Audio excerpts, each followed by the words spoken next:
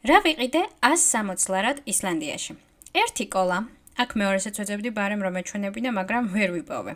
მაფინები, ძალიან გემრიელი იყო, M&M-სები ეყარა ზემოდან. ჟელიბონები, ეს ჩემი უსიყვარლესი ჟელიბონებია. ისლანდიური ჟელიბონის მსგავსი ტკბილეული. ადრე TikTok-ზე შემხვდა და მაინტერესებდა როგორი იყო. აი რეზინი, ან უпроსტურად გუდრონი რომ დაღეჭო, იმას უკეთესი გემო ექნება. თუ ვინმეს გიყვართ თქვენთან ბოდიში. არადა რა ლამაზები არიან არა. ჰერში მიყვარს ეს შოკოლადის ფილა. ბაუნტი იყოს ყოველი შემთხვევისთვის გზად სახელმწიფოდ. აი ამას ჩემგან დიდი რეკომენდაცია. დარიჩინის ბისკვიტები. სადმე თვალს თუ მოკრავთ, მაშინვე იყიდეთ. ეს 2 ცალი ვიყიდე.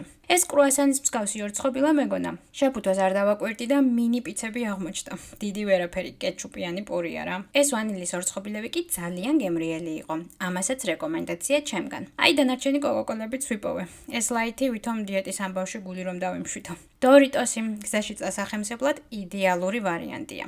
ლუდი, როგორც უკვე გითხარით, ბონუსში ალკოჰოლიანი ლუდი ვერ ვნახე. ახლა კრონანში ვიყავი და მან შემთხვევით ალკოჰოლიანს დავაწყდი. ლუდი ნორმალური იყო დალევის პროცესში, მაგრამ მეორე დღეს თავი მისკდებოდა. გამოდის რომ არც ეგეთი კარგი ყოფილა. ყველი გზის ბუტერბროტებისთვის, აი მესამეც მიყიდია. ბანანი, ესეც გზისთვის.